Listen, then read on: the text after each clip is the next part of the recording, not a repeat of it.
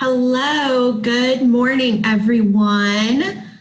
Okay, we are live now, so I'm sure a few more people will be trickling in now that we've just gotten started, but I wanted to go ahead and welcome everyone who was able to join us for our second part of our live webinar series presented by Florida Women's Law Group. My name is Michelle Cook. I'm Heather Quick's executive assistant, and I'd like to just go ahead and start off by giving you some information about Heather and our firm before we get started.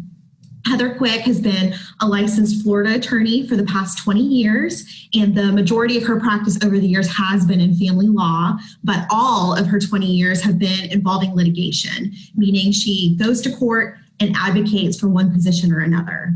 She is the founder and CEO of Florida Women's Law Group here in Jacksonville, Florida, and we understand what it's like for you to be afraid, which is why we've represented thousands of women successfully through the divorce process. Our firm is doing our part during this difficult time by trying to be remote or social distancing whenever we can to do our part for our community, because community is so important to all of us. But we are still available our regular hours and can assist you with any of your family law issues. So please give us a call if you have any questions. If you need to speak with an attorney, we can absolutely get that set up for you. So without further ado, please welcome Heather Quick to the teleseminar. Good morning, everyone, or good afternoon. Thank you so much for joining us today in part 2 of our webinar series in regards to timesharing, parental responsibility, parenting plans, custody, etc., in light of our, if we want to call special circumstances at the moment. And we've had so many calls and a lot of concerns by our clients that we were hoping to put out this information, provide some resources for those of you out there who have questions, who are struggling with what to do and in this current situation as it relates to your children with your ex, or if you're in the middle of the divorce, sometimes that can be more difficult because you don't have orders that can guide you through the process. So that is the focus of this 3-part series. And, where we are currently in Northeast Florida is Duval County has begun virtual schooling this week. So for those parents who have made it through till today on Friday, congratulations.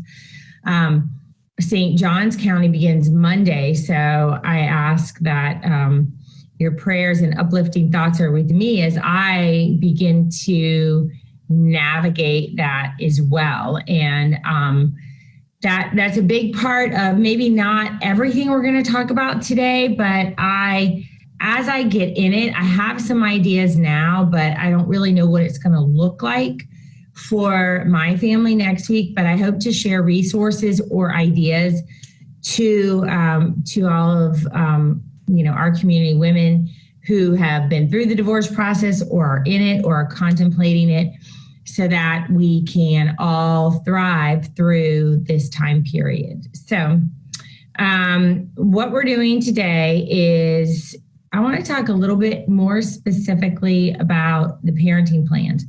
Keep in mind that despite what has gone on in this world recently, this isn't the first time. Certainly countries and even our country has had serious health concerns. They've just never risen to the level where they are now. When we talk about I think it was the swine flu, the H1N1, SARS, the AIDS epidemic, many things over the years have certainly affected families.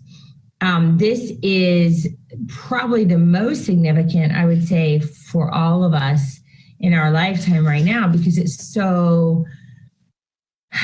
seems extreme. I'm hoping that these measures are going to help and limit the spread so that we can move forward. But I think that when we start, when businesses get closed and particularly schools, it really affects certainly the population that has children, and we're trying to figure out what to do.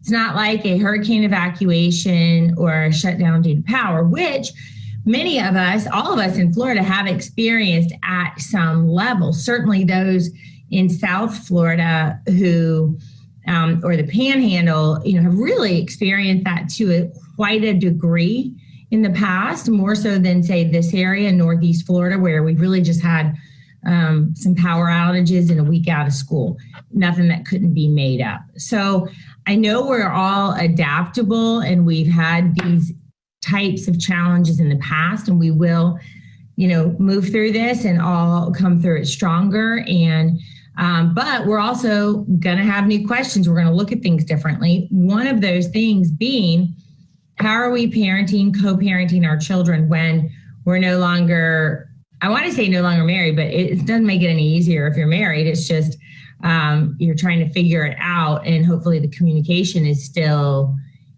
there. But when we look at our parenting plans, typically in Florida, everyone who's been through this knows there's always standard language. And that's one of the things where we might get burned later. Say you're doing the best you can right now to act, and then it's like, well, this language in this parenting plan says this, how does that affect what I'm doing? So that's some of the stuff I want to talk about. When we talk about shared parental responsibility, that is a really broad topic because it's focusing on the best interest of the child, which we talked about last time. And anytime anyone comes into this office and they have children, we discuss that. That's the burden. That's what we are dealing with. And that's always at the forefront of what the court's making decisions on. So now we're looking at, okay, you have shared parental responsibility, meaning although you're divorced, separated, going through a divorce, the courts are expecting that you guys are going to make this major decisions together and communicate. All right, so right now we're talking about major decisions affecting the welfare of your children because we're talking health and safety, and that is in regards to who are they playing with, where are they, what are they being exposed to, as well as, I would say, their education, because that social interaction is very important. And I think we're all struggling with, with the adequate amount so that our children just don't, they're not just in front of the TV or video games 24/7. So the shared parental responsibility, that's the question right now. What are you doing? So if you and your spouse are just in disagreement because they are home, if you are able to work from home, that provides its own challenge. Are you two working together? Are you able to do what they need as well as maintain your job and do your work? And are you disproportionately affected compared to your spouse? Are they like, well, I'm going to work at home, but this is, you have the children Monday through Friday. I'll just continue to take them on the weekend so that my work life isn't impacted. I think that's a problem. It's an issue that we should address and that needs to be shared. I don't know that it's something that can necessarily be compensated for, but if it affects your ability to earn and is affecting your job, then we're going to look at, I think that's when we would say, all right, this is something that we do need to take to the courts, because now that this is affecting your job, how are we going to seek a remedy from the court? Is it through, what we would consider, you're providing the child care or child support? What's going to happen? How do we fill that void? Day-to-day decisions, typically in a parenting plan, the state of Florida, it talks about when the child's with you, you make the decisions. That's, your basic, what they're wearing, where they're going, who the play date is with. So now, again, I'm going to keep referring to you have them Monday through Thursday, Monday through Friday, because I think it makes it easier just for hypotheticals. But so many people have a different time sharing schedule that you're going to have to deal with this. And what if it's 2 days on, 2 days off, 3 days, every other weekend? Okay, well then how are we schooling? Who's doing what? I am a firm believer that parents should be in control of their own communication with the parents, with the school and the teachers. I do not believe that it is one parent's responsibility to forward that communication and or filter it. Each parent should have their emails with those teachers. Each parent should get all of those emails and educate and inform themselves on what is required. And I don't think that anything in these parenting plans disputes that, because if you have shared parental responsibility, you should make sure that you get the text alerts, the voicemails, the emails from the schools. So there is right now, and last week, there's been a lot of information provided. So on the day that you have the child, you're responsible for what the school has said that's going to happen. And if that is the Monday through Thursday, Monday through Friday, you make those decisions. And then, when the children are switching, if there is homework, because now it's almost not every day is a weekend, but it's just different. Then how do we adjust that for the day-to-day decisions and what's happening over that time when they switch over to the other parent? So the information sharing and day-to-day decisions that are in our parenting plan, I encourage you to share what I just shared. They can email the teacher and they should be on those lists and make sure. I know that the teachers are right now very my experience, they really generally are. Some write, more often than others. But right now in this virtual situation, I think that all teachers are doing everything they can, the school districts, to communicate. So make sure that each parent is doing their own communication, direct access. Because that is of paramount concern at the moment, because that's the only way we understand what's going on with schooling and who has to do what.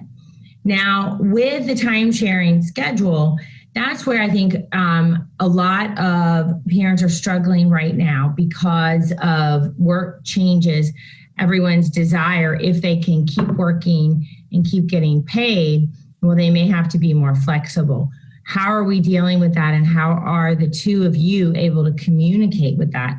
Because if your job now needs you to work nights, if you're in healthcare, I know that there's a lot of 12, 18-hour days going on, and where's the communication or sharing of the children during that time?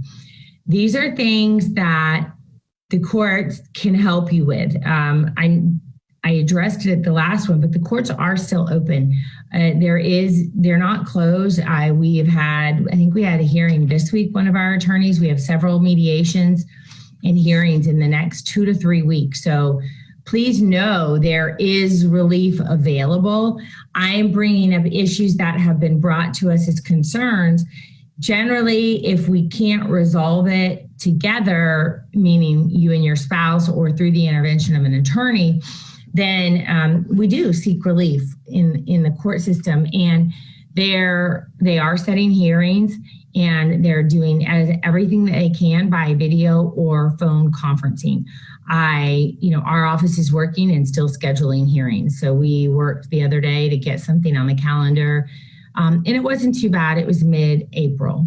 Seems like a long way away, but really there's a lot of availability. So do know that if you're at a crossroads, you don't have to just try to suck it up or figure that there's no relief. There is. The courts are open. They're dealing with issues. It's not maybe it's never been that super speedy anyway, unless it's an emergency. And if it is still an emergency as defined by the court system, they are still handling that. So I do want you to know that.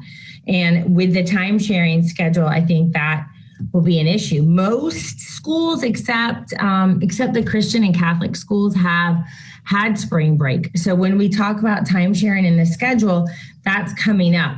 So not sure if, like, let's say, for example, there is a long distance relationship, and those time sharing schedules are different because there's a standard that many of you may have. It's just the blanket, very generic, but every spring break, every other Easter, sometimes it doesn't define it, but schools operate very differently.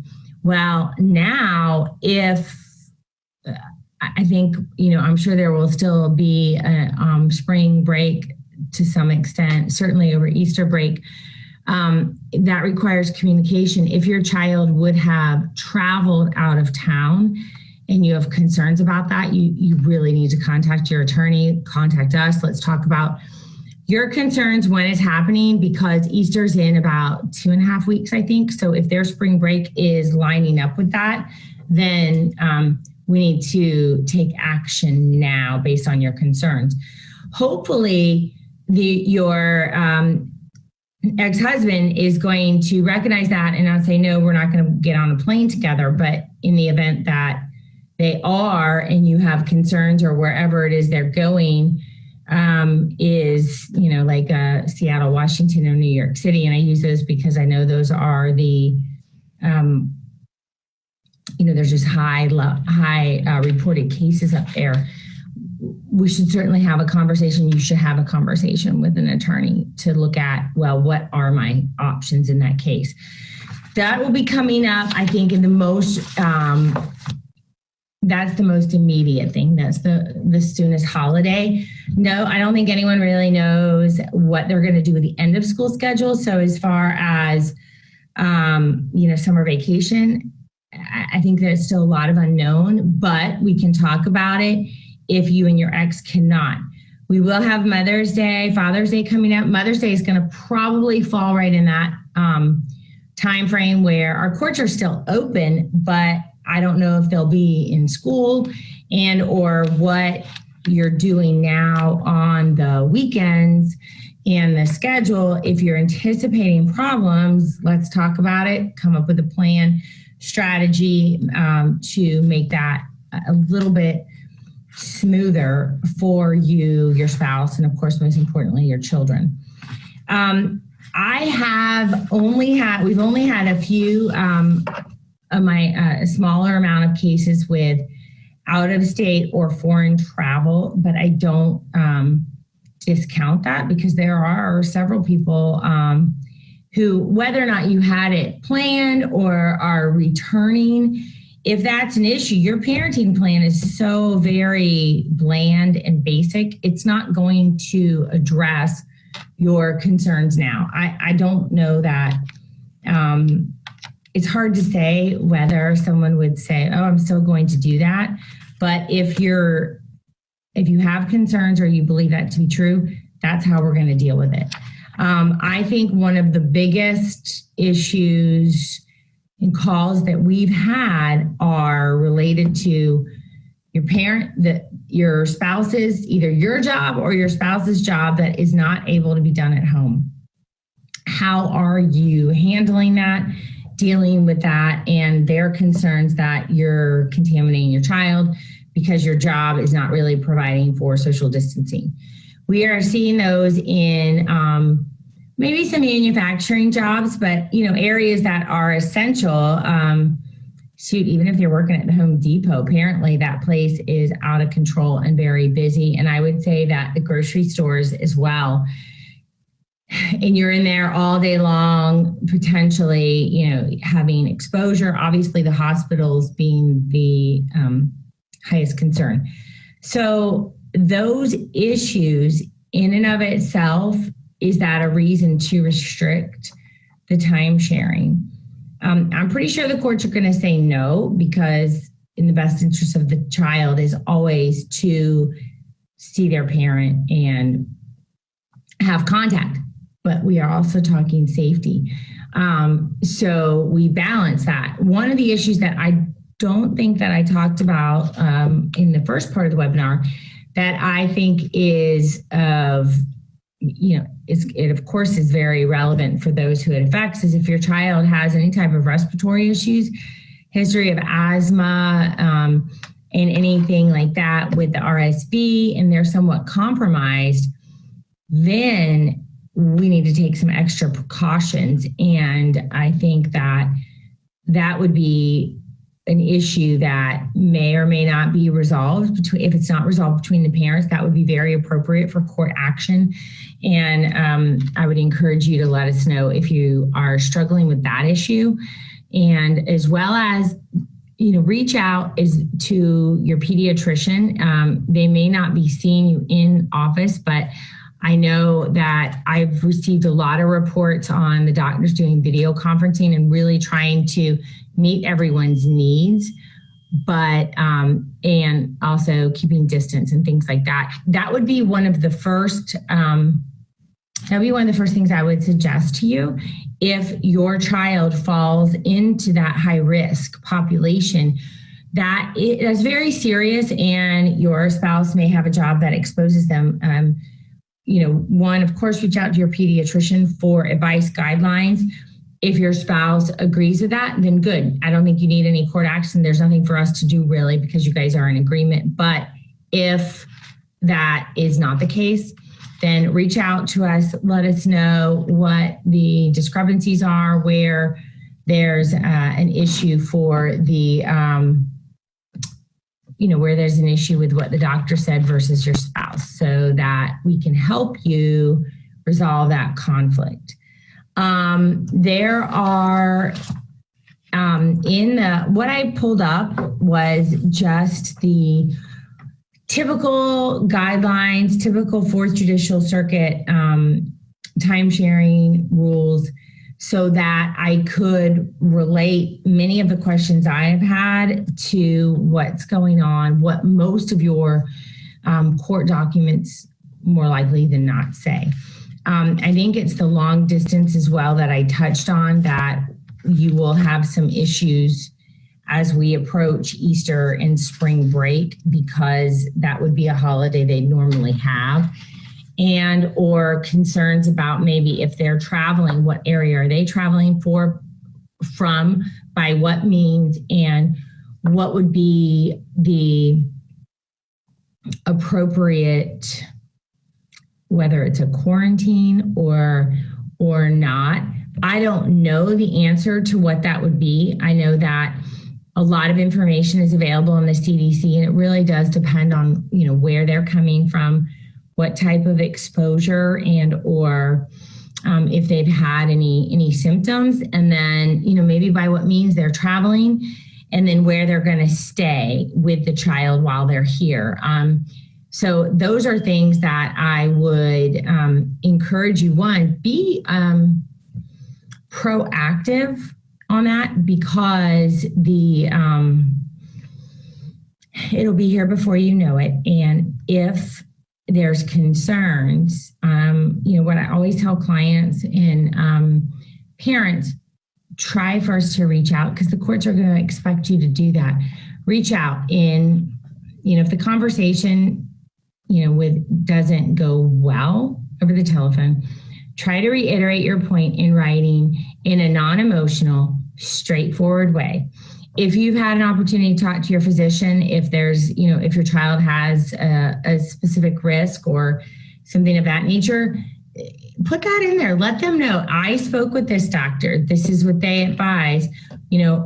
What are your thoughts on that? We're looking to come to a consensus. So, because one, if that resolves it, that's great. You don't have to then go through the time-consuming process of going to the judge. But it also shows the court you're trying to communicate. You're being reasonable based on the information you have. I think you can also rely on any information that is posted on the CDC website, as far as maybe areas or what they advise, because that is some reliable information that's not being filtered through the news. So I would encourage you, if you're dealing with these types of things, despite how sensationalized and things can be on the news, I caution you to watch too much of that, because I think it does negatively impact our well-being and our health and our mental state. And they color the facts, obviously for ratings and to sensationalize a lot, versus looking at the source, the CDC, the pediatrician. What are the recommendations? What are the facts of your particular case? If there's long distance travel, if you were planning travel and you're still planning to go, I caution you to contact your physician and look at all the guidelines, because if you're taking your child with you, your spouse, your ex-spouse may disagree and say, I think that's not indicated based on what we're hearing from the health officials as well as the medical community. So just keep that in mind, because we talked about at the very beginning, this language in the parenting plans, in whatever you've agreed to, you need to take that seriously and always, to the best of your ability, which I do think is possible, act reasonably. That's where we spend a lot of time trying to help our clients. Let's not only be reasonable, but have evidence of how you have tried to be reasonable. Your ex may not think it's reasonable, but we're talking about actions that you're doing based on the information you have, and you're trying to communicate that and take actions that are in the best interest of your child, not to obstruct any time sharing. Many times you can tell, and I think that many of you have been in this circumstances where you say, oh yeah, I think that my ex was getting advice from their attorney because they were very methodical, communications and writing, and very clear, and very much so, because they are looking for you to discount that or ignore it. And I just am encouraging you to, one, certainly get advice. If you're in a difficult situation with your ex right now related to the children, please let us, if not us, another attorney advise you so that you make it through this. You don't need any added stress during this time. And then, let's try to walk through that and get you in a better spot. Not everything can get resolved, but a lot of things can. A lot of things are going to change. I think in relation to what we're going through now, because there's going to be many changes in employment for a lot of individuals. And hopefully those will just be a shift, and not that they're out of work, but now their job's going to be done in a different way because they've learned and adapted, and that may affect income, may affect expenses, but it may affect how you are able to manage your time or schedule. So just keep that in mind, that there's going to be a lot of things that we may need to address coming out of the current pandemic that may have to be resolved in court if we can't resolve it. One, if you and your ex can't resolve it yourselves, or even through attorneys. One of the things I did mention earlier, and then I'm going to open it up to questions, and Michelle, will finish up a bit. But in the beginning, we talked about the courts are open.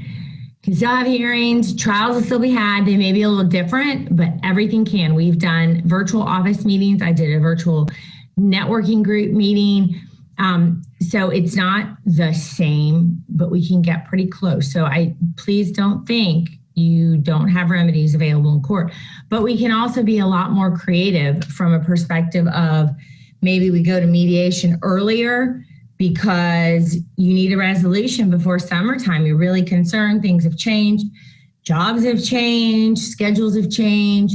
You're going to need a decision before, May 31st. And that, frankly, when we're scheduling in court, seems right around the corner. So that would be, if you have concerns now, just you're not sure even, but you're thinking, wow, things are going to change in the summer. Let's talk about it now and see what we can do. We can always attempt to do an early mediation in order to get you a resolution, because at the end of the day, that is the best thing. Not everybody can mediate. I mean, all cases are required to mediate. Sometimes particular personalities don't do as well. But again, it's a time to be creative, think out of the box, and really help anybody going through a difficult, in addition to what we're all going through with what's going on in our country. But now you've got this specific issue with your ex, your children. Let's get you to a better spot. So it is time to be creative, think out of the box, think of new ways to do things. And, we are well equipped to do that, because really that's what we've always done. And we're always trying to find the best solution for our clients to get you where you want to be. Because at the end of the day, that is our goal, to get you to your goals and, your objectives. And a lot of times it's not a straight road. It is, a roundabout a certain way to get you to that point. Take some creative thinking, take some different strategies. And sometimes all of those strategies are to be presented to a judge. But that's okay, because like I said, they're still open. We can still make that happen. Our office can still do everything you need, even if you don't physically come in the office, and we can still achieve all of your goals, or at least get you as close as we can to them. So I thank you for joining us. If you were unable to attend live, I'm glad you watched, because I hope it was helpful, and really hoping to get any feedback, questions, and most of all, hopefully give you a little peace of mind, a little peace, and just knowing that there are resources out there for you, and you're not all alone in this situation. So, Michelle? Thank you, Heather, and thank you to everyone who has been able to listen in this morning. We hope you found the information helpful. And if you do think of any additional questions over the day, over the next few days, we're going to have one more webinar for this series next Tuesday. We'll be sending out the information on the time and the call-in information later this weekend. So please make sure you register. Look out on our Facebook for more information. You can register through the event link. It'll show a link under tickets, and you can register, share your email with us, and we'd be happy to send you all of the information, as well as replays of this seminar, as well as the one this past Tuesday, in case you want to go back and listen in. I will be replaying this webinar on Zoom and on Facebook later this afternoon at 2:00. So if you want to join me, I'll just be replaying what you've heard this morning in case you missed the beginning or weren't able to stay till the end. And you're even able to submit some questions if you want that addressed next week. And like Heather said, we are still available. Please feel free to give our office a call. Our number is 904-241-0012. We'd be happy to get you set up for a consultation. We may still even have an availability this afternoon. Certainly by early next week, we can get you set up to speak with an attorney. And our entire team is looking forward to the opportunity to be able to assist you. So thank you for starting your day with us. We look forward to getting to speak with everybody soon. And hopefully you can join us for our next webinar next Tuesday. So have a great day, everyone.